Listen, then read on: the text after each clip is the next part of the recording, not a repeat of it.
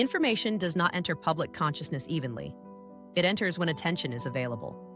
In modern systems, attention is currency. News organizations compete for it. Institutions manage around it. Audiences react within it. And once attention moves, momentum follows.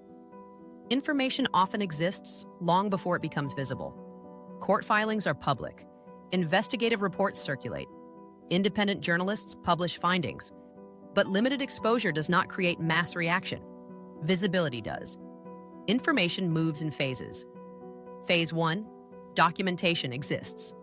Phase 2, limited or fragmented coverage. Phase 3, amplification across major outlets. Phase 4, narrative stabilization. By the time most people react emotionally, the material may have been accessible for years. Timing shapes perception. When a story suddenly dominates headlines, it feels new. It feels urgent. It feels revelatory. But in many cases, what is new is not the information. It is the amplification. Amplification transforms awareness into outrage. Outrage creates pressure. Pressure creates response. Public statements are issued. Internal reviews are announced. Committees are formed. But attention has a lifespan. The modern media environment accelerates outrage cycles. A story peaks. It trends. It dominates for days or weeks. Then something else captures attention, and the previous issue recedes from the forefront.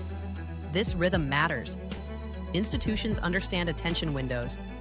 Crisis management is not only about facts, it is about timing. Delay can diffuse intensity. Transparency can redirect narrative. Selective disclosure can shape framing. News cycles operate within economic incentives. Outlets prioritize engagement. Audiences gravitate toward emotionally charged content. Algorithms amplify what generates reaction. In that environment, timing becomes strategic. A story released during political upheaval lands differently than one released during stability. A document surfaced during scandal feels explosive. The same document surfaced during saturation may barely register. This is why understanding timing changes how you interpret headlines. Exposure does not automatically equal transformation. Public awareness fluctuates. Institutional response often aligns with the intensity of the moment.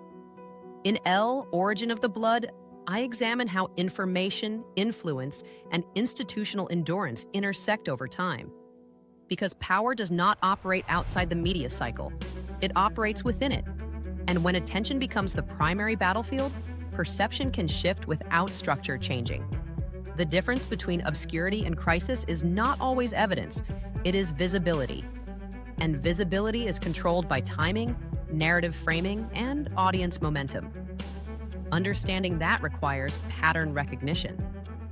Information typically exists for years before it becomes mainstream headline news, if ever. When it does, the critical question is not only what happened, it is also, why is this dominant now? What is going on that is bigger but not being told to me? Because in a system where attention drives response, timing is control. If you want to examine how media cycles interact with institutional durability and public reaction, the deeper structural analysis is laid out in Origin of the Blood. In the modern world, power moves through perception, and perception moves through attention.